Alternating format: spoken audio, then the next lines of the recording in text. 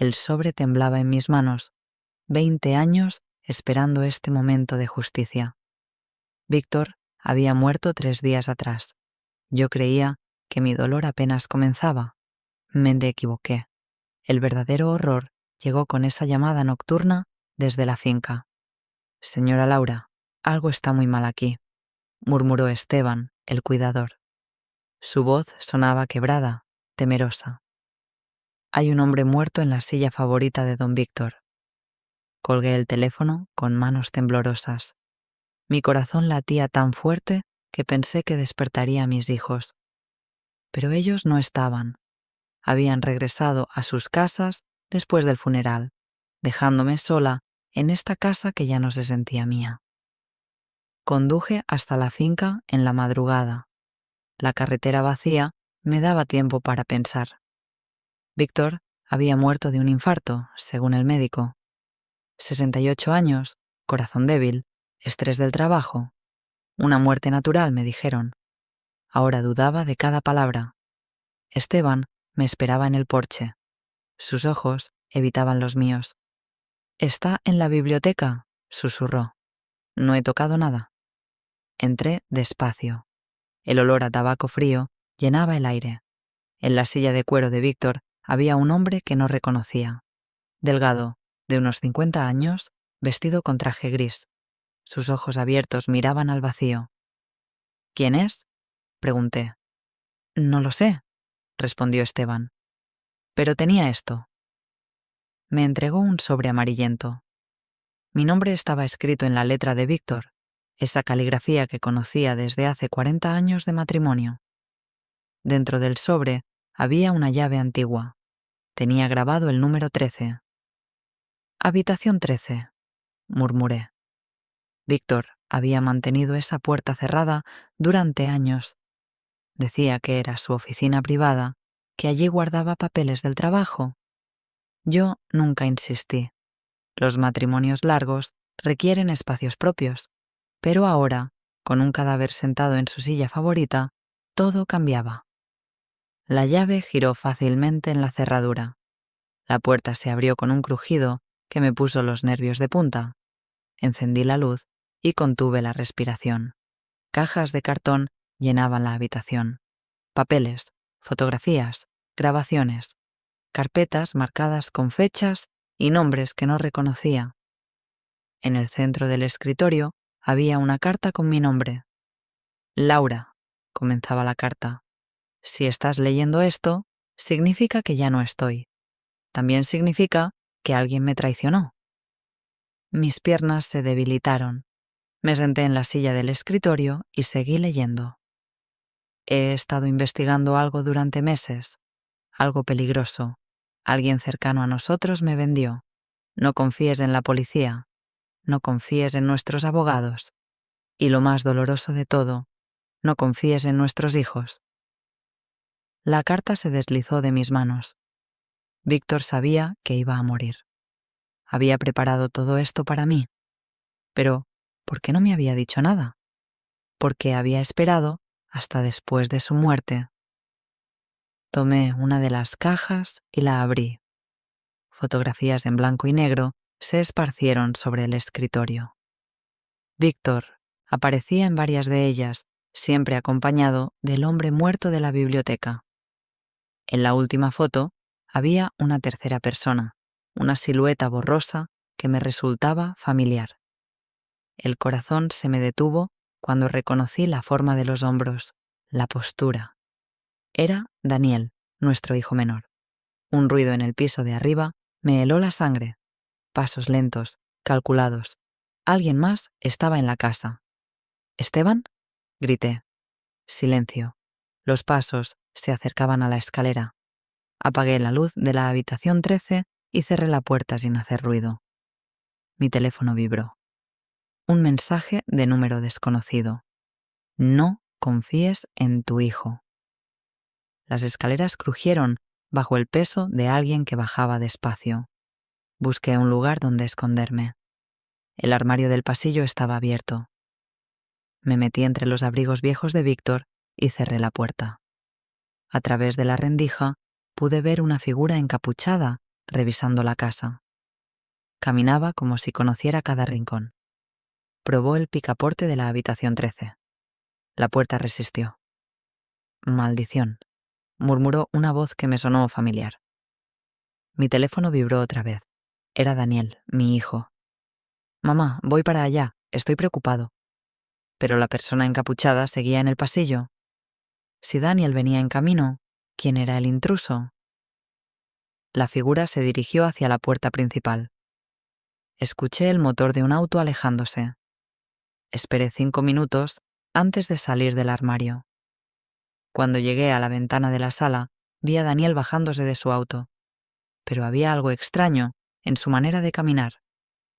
Se movía demasiado lento, como si estuviera actuando. Sonó el timbre. La voz de Daniel llegó desde afuera. «Mamá, ábreme, soy yo». Pero a través del cristal esmerilado de la puerta, la silueta no se veía como la de mi hijo. Era más alta, más ancha en los hombros. El timbre sonó otra vez, más insistente. No abrí la puerta. Mi instinto me gritaba que algo estaba mal. «Daniel, ¿dónde estuviste anoche?», pregunté a través de la puerta cerrada. Silencio. Luego, la voz que creía conocer. «Mamá, en casa». «¿Por qué preguntas eso?». Era una mentira. Daniel había llamado desde el trabajo esa mañana. Su turno nocturno en el hospital terminaba a las 6. Ahora eran las 3 de la madrugada. «Vete», le dije. «Ya hablamos mañana». «Mamá, por favor, estoy preocupado por ti». La voz se quebraba de manera extraña, como si fuera una imitación mal ensayada. Me alejé de la puerta y regresé a la habitación 13. Necesitaba entender lo que Víctor había descubierto. Entre las cajas encontré una grabadora antigua. Las cintas estaban etiquetadas por fechas. Tomé la más reciente y la puse a funcionar. La voz de Víctor llenó la habitación. 15 de octubre. Elena Morales vino a la oficina hoy. Quiere que le entregue los archivos de la investigación Santander. Le dije que no sabía de qué hablaba. Pausé la grabación. Elena Morales era la esposa de mi hijo mayor, Roberto.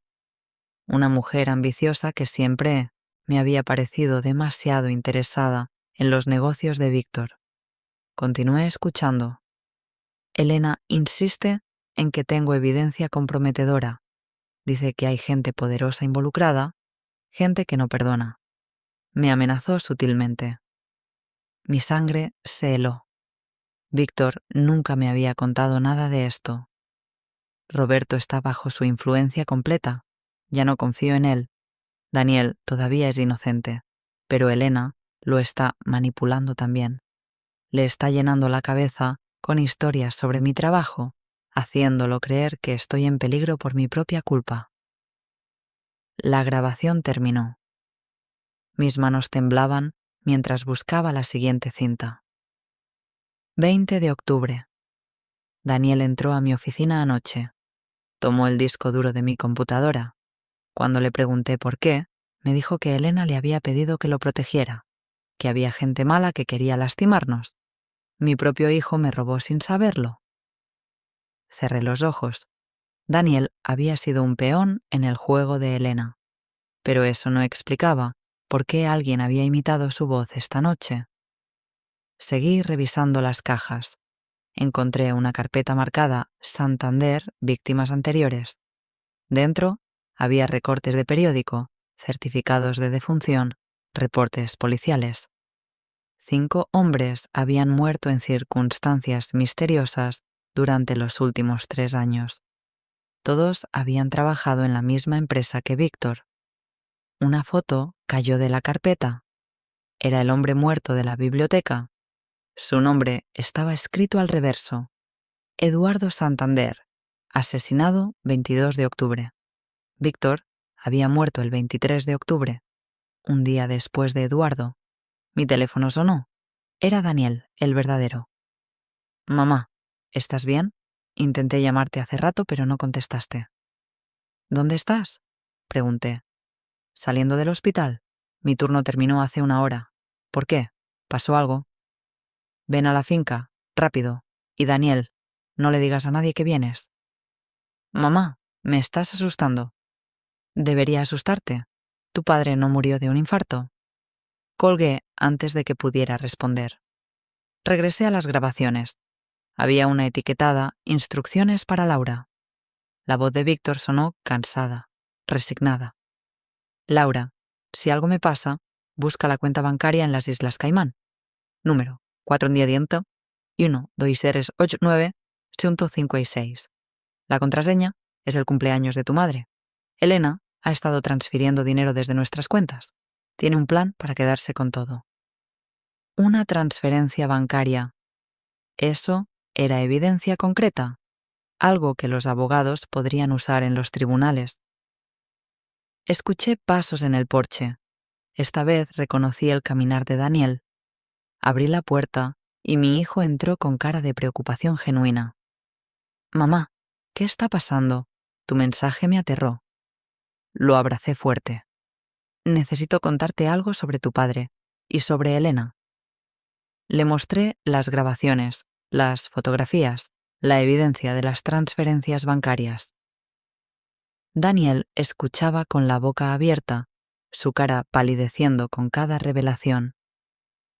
Yo le di el disco duro a Elena, susurró. Ella me dijo que papá estaba en peligro, que había gente que quería lastimarlo por su trabajo. Me convenció de que estaba protegiéndolo. Ella lo estaba matando, le dije. Daniel se dejó caer en una silla. Mamá, hay algo más. Elena me pidió que viniera esta noche. Dijo que tú tenías documentos importantes de papá. Me pidió que los trajera a su casa. ¿Le dijiste que vendrías? Sí, se supone que debo estar allá en 1 hora. Entendí el plan. Elena esperaba que Daniel me convenciera de entregarle toda la evidencia. Cuando eso fallara, mandaría a alguien a tomarla por la fuerza. Daniel, ¿trajiste tu auto? Sí. ¿Por qué? Porque necesitamos salir de aquí. Ya. Pero ya era demasiado tarde. Los faros de varios autos iluminaron las ventanas. Motores rugieron acercándose a la casa. Esteban, grité hacia la cocina. ¿Hay alguna salida trasera? Su voz llegó temblorosa desde el pasillo. Señora, yo no quería. Me obligaron. ¿Te obligaron a qué, Esteban? Le grité mientras guardaba las grabaciones en mi bolsa. A llamarla cuando usted llegara, a dejar entrar al hombre muerto. Me dijeron que si no cooperaba, le harían daño a mi nieta. Daniel me agarró del brazo. Mamá, tenemos que irnos. Ahora. Los motores se acercaban por el camino de grava. Conté al menos 3 vehículos. Esteban señaló hacia la cocina con manos temblorosas. Hay una puerta que da al granero. ¿De ahí pueden llegar al bosque? Corrimos hacia la cocina. Por la ventana vi las luces de los autos deteniéndose frente a la casa. Hombres vestidos de negro bajaron de los vehículos. No eran policías, llevaban armas. El bosque está muy oscuro, murmuró Daniel. Conozco cada árbol, le dije. Tu padre y yo caminamos ahí durante 20 años. Salimos por la puerta trasera. El aire frío me cortaba la cara. Corrimos hacia los árboles mientras escuchábamos pasos y voces detrás de nosotros. «Registren toda la casa», gritó alguien. «Ella tiene que tener los archivos». Nos internamos en el bosque. Las ramas me arañaban los brazos, pero seguí adelante. Daniel jadeaba detrás de mí. «Mamá, ¿hacia dónde vamos?» «A la ciudad. Pero primero necesitamos ir a casa de tu padre. Hay algo que buscar». Caminamos durante 1 hora entre los árboles. Cuando salimos del bosque, estábamos a 2 kilómetros de la carretera principal. Daniel llamó a un taxi desde su celular. Durante el viaje de regreso a la ciudad, le conté todo lo que había descubierto. Las grabaciones, las transferencias bancarias, los hombres asesinados. Daniel escuchaba en silencio, su cara cambiando de confusión a horror. Elena me manipuló completamente, susurró. Yo pensé que estaba ayudando a la familia. Ella es muy inteligente, le dije. Por eso tu padre no confiaba en ella. Llegamos a mi casa al amanecer. Todo parecía normal desde afuera, pero yo sabía que ya nada sería igual. Adentro, fui directamente a la estudio de Víctor. Había algo que quería verificar. En las grabaciones, él había mencionado una caja fuerte oculta detrás del reloj de pared. El reloj era una antigüedad que Víctor había heredado de su padre.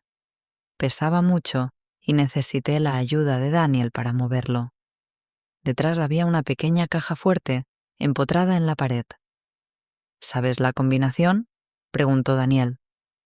Probé con fechas importantes. Nuestro aniversario, su cumpleaños, el mío. Nada funcionaba. Entonces, recordé las palabras de Víctor en la grabación. La contraseña es el cumpleaños de tu madre. Mi madre había nacido el 15 de marzo de 1934. Marqué 150334. La caja fuerte se abrió con un clic suave. Adentro había documentos, un sobre sellado y una memoria USB. Tomé el sobre primero. Tenía mi nombre escrito con la letra de Víctor. Mi querida Laura, comenzaba la carta. Si estás leyendo esto, Elena ya puso su plan en marcha. Ella no es quien aparenta ser. Las siguientes páginas me helaron la sangre. Elena tenía conexiones con una organización criminal que lavaba dinero a través de empresas legítimas. La investigación de Víctor había descubierto el esquema completo. Elena se casó con Roberto para tener acceso a nuestros contactos y cuentas bancarias. Ha estado robando información durante años. Los hombres que murieron descubrieron lo mismo que yo. La carta incluía nombres, fechas, números de cuenta. Todo estaba documentado meticulosamente. Hay evidencia en la memoria USB. Videos, grabaciones, documentos escaneados. Llévaselo al inspector Calderón. Es el único en quien puedes confiar completamente. Calderón había sido compañero de Víctor en la universidad. Ahora trabajaba en crímenes financieros. Víctor tenía razón. Era nuestra única opción. Daniel estaba leyendo por encima de mi hombro. Su cara había perdido todo el color. Roberto está casado con una criminal, murmuró. Y no lo sabe, le dije. O si lo sabe, está demasiado asustado para actuar. Conecté la memoria USB en la computadora de Víctor. Los archivos se abrieron uno por uno.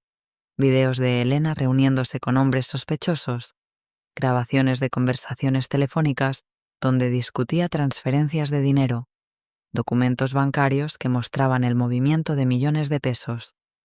Pero el archivo más impactante era un video fechado una semana antes de la muerte de Víctor. Elena aparecía en la oficina de él, amenazándolo abiertamente. Víctor, esto puede terminar bien o mal para ti, decía ella en el video. Depende de qué tanto valores a tu familia. ¿Me estás amenazando?, respondía Víctor. Te estoy ofreciendo una salida. Entrega los archivos y olvídate del tema.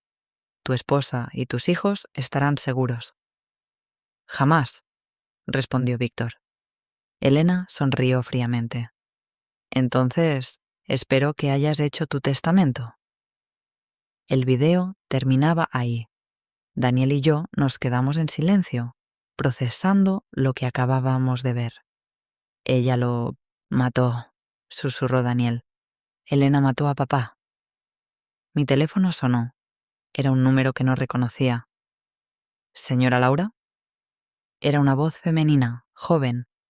Habla la secretaria del inspector Calderón. Él quiere verla urgentemente. ¿Cómo consiguió mi número?, pregunté. Su esposo le dejó instrucciones específicas. Dijo que si algo le pasaba, debíamos contactarla inmediatamente. Nos vemos en 1 hora en la cafetería del centro, dijo la secretaria. Mesa 7, junto a la ventana. Colgué el teléfono con una mezcla de esperanza y desconfianza. ¿Y si Elena había llegado primero a Calderón? ¿Y si esto era otra trampa? Daniel, ¿tu hermano sabe que estamos aquí? Pregunté. No le he dicho nada, pero Elena es muy inteligente. Puede que ya lo sepa. Guardé la memoria USB y los documentos en mi bolsa. Salimos de la casa con cuidado, revisando la calle antes de subir al auto de Daniel. La cafetería estaba llena de gente tomando desayuno. Eso nos daba cierta protección. Calderón ya estaba sentado en la mesa 7, un hombre robusto de 60 años, con barba gris y ojos cansados. Laura, me dijo levantándose, siento mucho lo de Víctor. Inspector, necesitamos hablar, le dije sin preámbulos. Mi esposo no murió de un infarto. Calderón me miró fijamente. Lo sé, por eso la llamé. Sacó un sobre de su chaqueta. Víctor me dejó esto hace 2 semanas, con instrucciones de abrirlo solo si algo le pasaba. Dentro del sobre había una carta dirigida a Calderón y una llave pequeña. Víctor alquiló una caja de seguridad en el Banco Nacional, explicó Calderón. Esta llave la abre. Me pidió que la llevara ahí si él moría en circunstancias sospechosas. ¿Ya fue al banco? Pregunté. Esta mañana. Lo que encontré ahí cambia todo. Calderón puso una carpeta sobre la mesa. Elena Morales no existe. Su verdadero nombre es Elena Vázquez. Tiene antecedentes por fraude y lavado de dinero en Colombia y México. Daniel se puso pálido. Mi hermano no lo sabe. Su hermano está en peligro, continuó Calderón. Elena planea matarlo después de que firme unos documentos que le dan control total sobre las propiedades de su familia. Me pregunté si alguna vez podríamos confiar en alguien otra vez. Víctor había muerto protegiendo secretos que podrían haber salvado su vida si los hubiera compartido a tiempo. ¿Cuántas familias habían sido destruidas por el silencio y la desconfianza?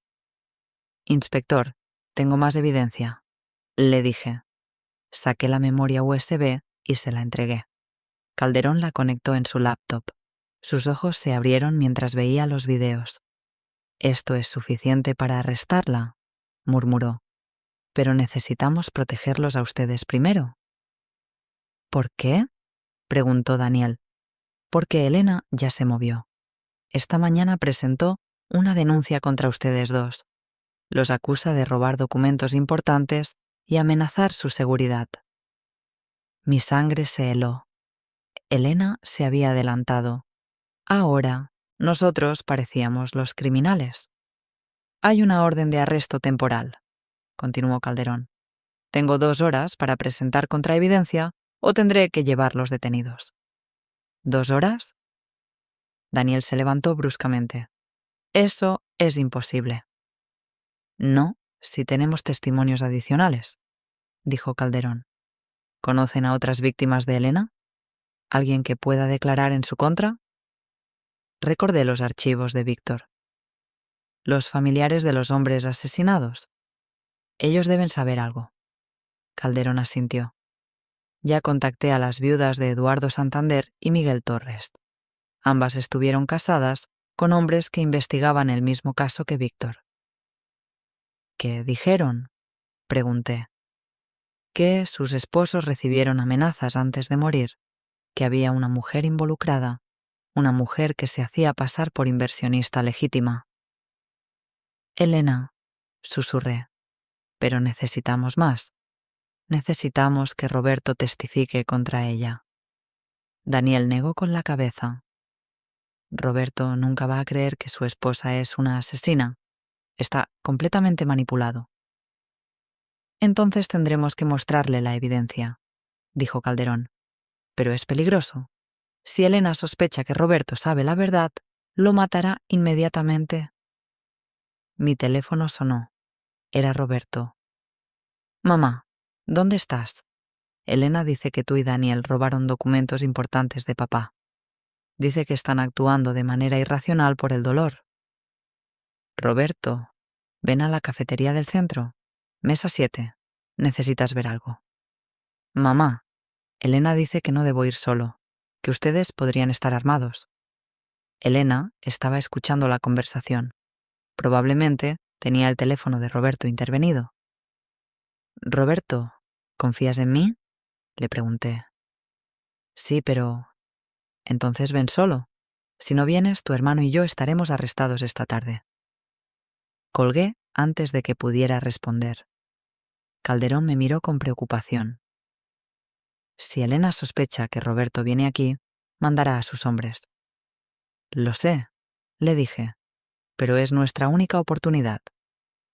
Esperamos 30 minutos en silencio. Yo vigilaba la entrada, Daniel miraba hacia la calle, Calderón revisaba constantemente sus mensajes. Roberto entró solo, pero su cara mostraba confusión y miedo. Se acercó a la mesa como si estuviera caminando hacia su propia ejecución. «Mamá, Elena está muy preocupada.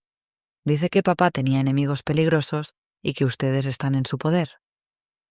«Siéntate, Roberto», le dije suavemente. «Elena es el enemigo peligroso». Le mostré los videos, las grabaciones, los documentos bancarios. Roberto miraba la pantalla con incredulidad creciente. Cuando vio el video de Elena amenazando a Víctor, se llevó las manos a la cabeza. «Dios mío», susurró, «estoy casado con la asesina de papá». Roberto temblaba mientras miraba la evidencia. Sus manos se movían nerviosamente sobre la mesa. «No puede ser», murmuró. «Elena está embarazada. Vamos a tener un bebé». «Hijo, ella está mintiendo», le dije suavemente. «Todo lo que te ha dicho es mentira». Calderón puso más documentos sobre la mesa. «Roberto, necesito que veas esto». Eran estados de cuenta bancarios, las transferencias que Elena había hecho desde las cuentas familiares hacia cuentas en el extranjero. Millones de pesos movidos sistemáticamente durante los últimos 2 años. «Ella tenía acceso a las cuentas porque eres su esposo», explicó Calderón. «La ley le permite hacer transferencias con tu autorización». «Pero yo nunca autoricé esto», protestó Roberto. Daniel le mostró otro documento. «Aquí están las autorizaciones, con tu firma». Roberto estudió las firmas. Su cara se puso más pálida con cada página. «Estas firmas parecen mías, pero yo nunca las hice». «Elena es experta en falsificación», dijo Calderón. «Es parte de su entrenamiento criminal». Mi teléfono vibró. Un mensaje de texto de número desconocido. «Roberto tiene 30 minutos para regresar a casa o habrá consecuencias». Mostré el mensaje a Calderón. Él frunció el ceño. «Ya sabe que está aquí. Tenemos que movernos rápido». Calderón marcó un número en su teléfono. «Doctor Mendoza, necesito los resultados de la autopsia de Víctor Herrera, urgentemente». Esperó un momento, luego puso el teléfono en altavoz. «Inspector», llegó la voz del doctor. «Encontramos algo extraño en la sangre. Rastros de digitálicos. Es un veneno que imita los síntomas de un infarto». Roberto se levantó bruscamente. «¿Veneno? ¿Elena envenenó a papá?». «Los digitálicos son difíciles de detectar», continuó el doctor. «Se metabolizan rápidamente. Solo los encontramos porque usted pidió análisis específicos». Calderón me miró. «¿Víctor tomaba algún medicamento para el corazón?». «No», respondí. Su corazón estaba perfectamente. «Entonces, alguien le administró el veneno intencionalmente, probablemente en comida o bebida». Recordé la última cena que Víctor y yo tuvimos juntos. Elena había venido a casa con una botella de vino especial.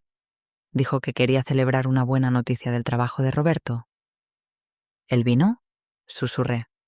«Elena trajo vino esa noche». «¿Víctor bebió?», preguntó Calderón. «2 copas. Yo no tomé porque tenía dolor de cabeza». Roberto se hundió en su silla.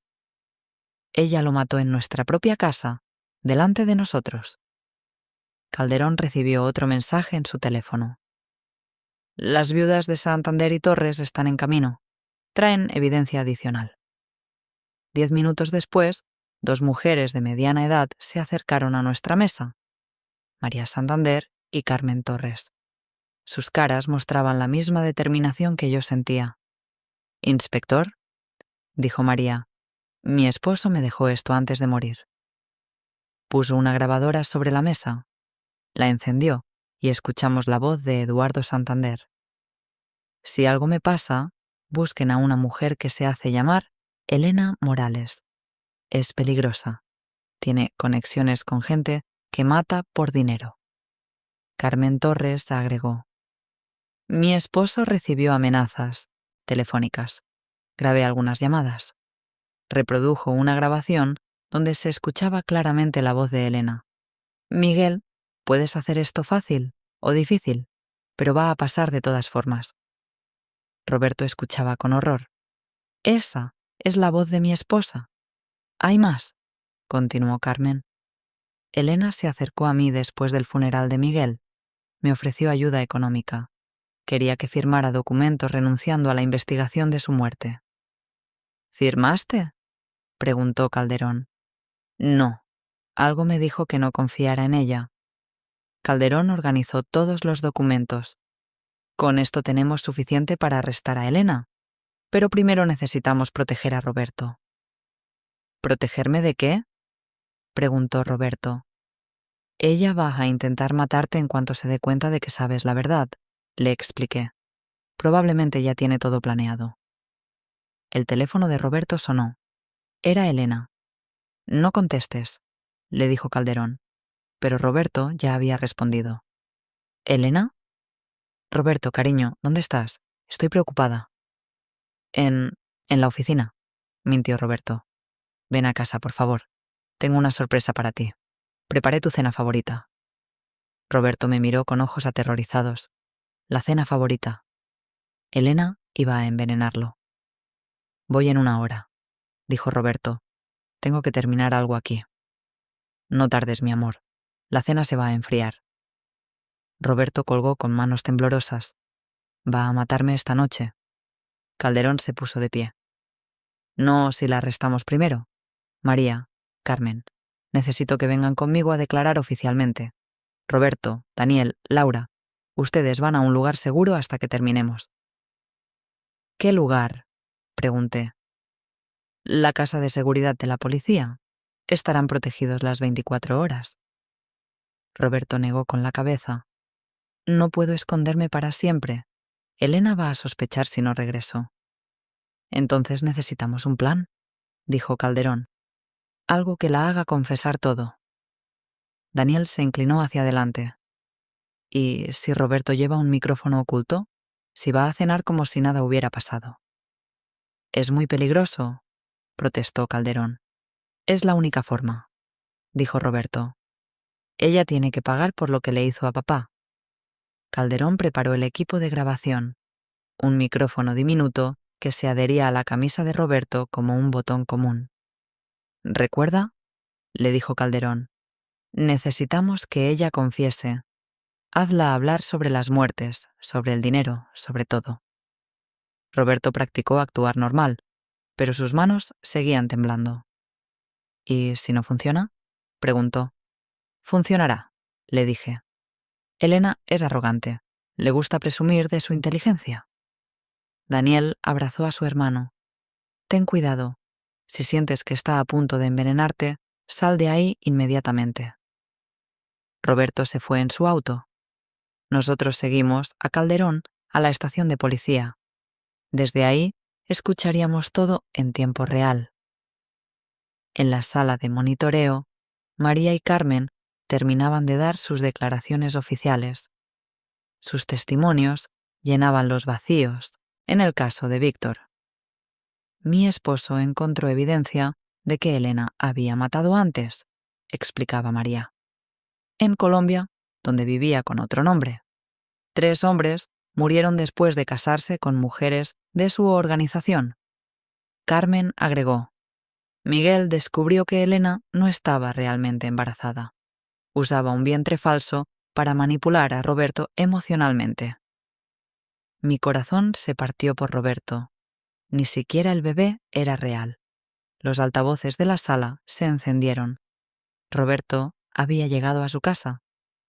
«Hola, mi amor», escuchamos la voz de Elena. «¿Cómo estuvo tu día?» «Bien», respondió Roberto, sonando nervioso. «Solo pensando en papá». «Pobrecito. Ven, siéntate. Te serví vino para relajarte». Calderón anotó. «Está ofreciéndole bebida inmediatamente». «Elena», continuó Roberto, ¿tú crees que papá murió de causas naturales?» Hubo una pausa larga. «¿Por qué preguntas eso, Roberto?» «Mi mamá está diciendo cosas extrañas. ¿Que papá tenía enemigos?» Elena se rió. «Tu madre está loca de dolor, cariño. A veces las viudas inventan conspiraciones para no aceptar la realidad». «Pero ella encontró unos documentos». «¿Qué documentos?» La voz de Elena se puso tensa. «No sé, algo sobre investigaciones y una llave». «Roberto, ¿dónde están esos documentos ahora?» «Mi mamá los tiene. Daniel también vio algo». Escuchamos ruidos de platos. Elena estaba sirviendo la cena. «Cariño, tu familia está confundida. Tu padre era un hombre simple. No tenía enemigos. Su corazón simplemente falló». «¿Estás segura?» «Completamente segura. Ahora come. Prepare tu platillo favorito». Roberto siguió las instrucciones de Calderón. Tenía que hacerla confesar sin sospechar.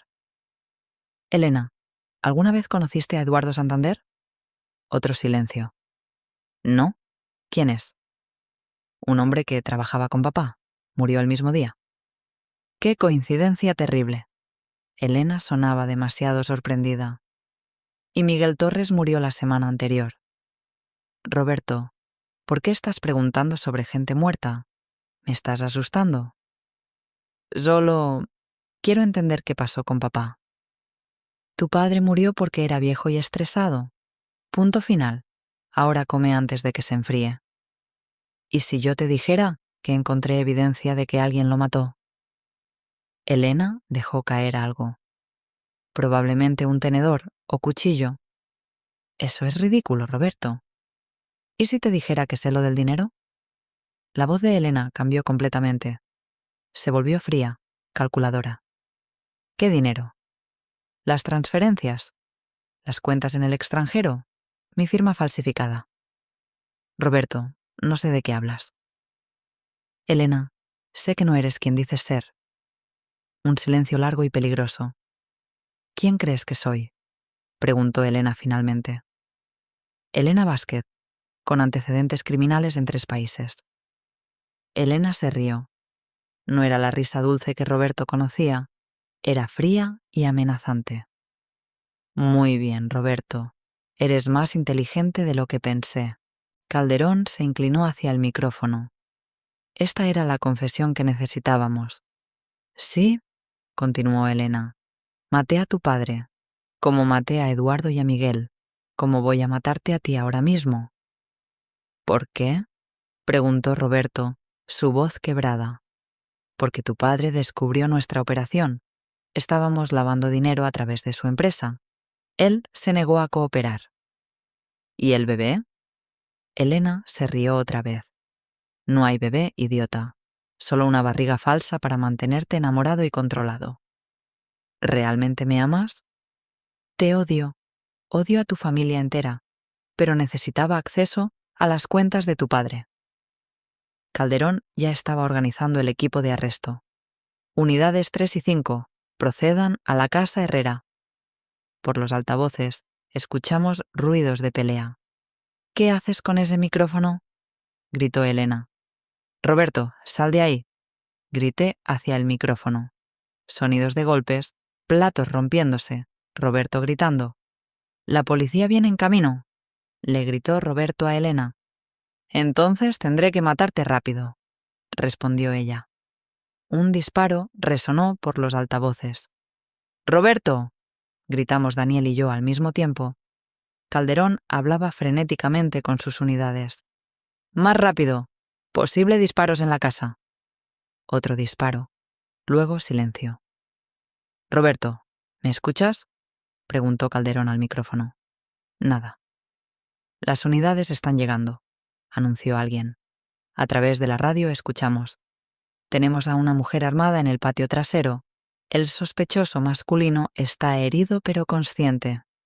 Está vivo, gritó Daniel. Sospechosa arrestada. Llegó la confirmación. Elena Morales en custodia. 8 meses después, Roberto salió del hospital de rehabilitación.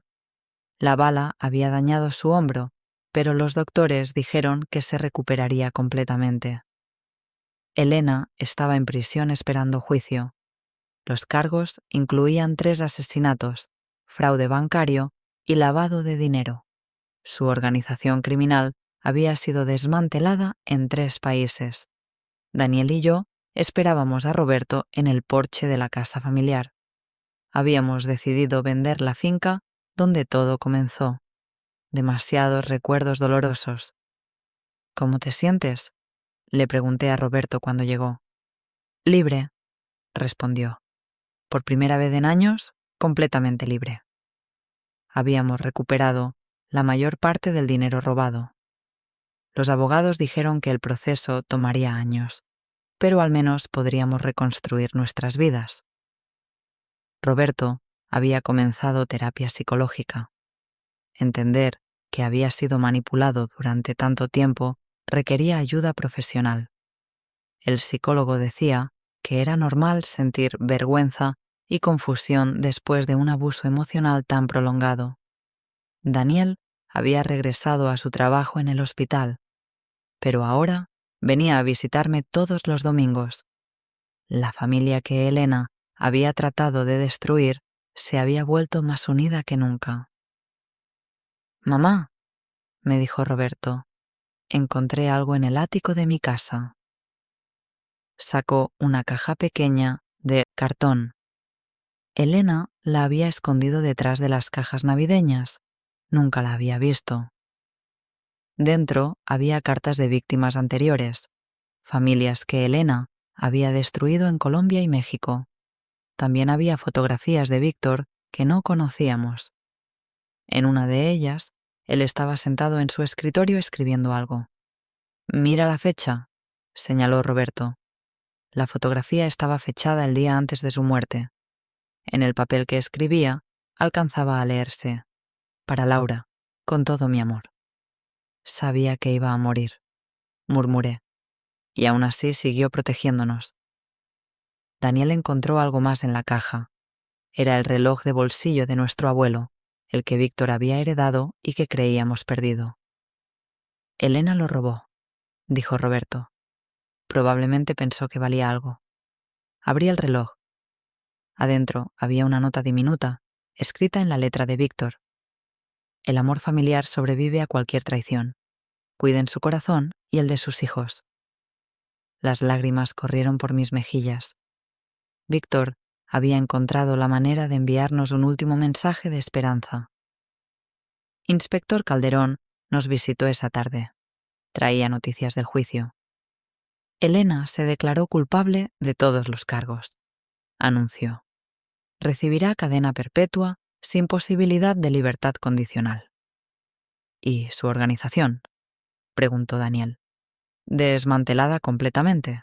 Arrestamos a 23 personas en 4 países. El dinero robado a otras familias también será devuelto. Calderón me entregó un sobre oficial.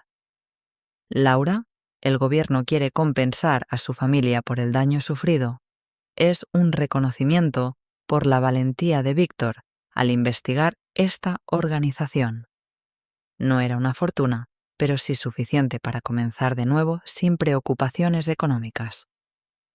También», continuó Calderón, «quieren que considere trabajar con otras familias de víctimas. Su experiencia podría ayudar a personas en situaciones similares. La idea me interesaba, convertir nuestro dolor en algo útil para otros». Esa noche cenamos juntos en la cocina. Roberto había cocinado, Daniel había traído postre, yo había preparado el café. Una cena simple, pero llena de amor genuino. «¿Saben qué día es hoy?», preguntó Roberto de repente. Daniel y yo nos miramos sin entender. Hace exactamente un año, papá comenzó su investigación sobre Elena. Levantamos nuestras tazas de café en un brindis silencioso. Por Víctor, por la verdad, por la familia que habíamos logrado salvar. Roberto había comenzado a estudiar Derecho por las noches. Quería especializarse en crímenes financieros como su padre. Daniel estaba considerando mudarse de regreso a casa para estar más cerca de la familia. Yo había comenzado a escribir nuestra historia.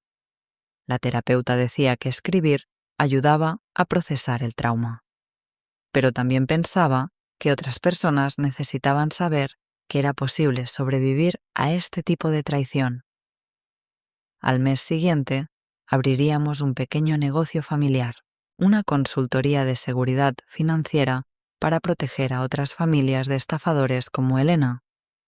No era venganza, era prevención.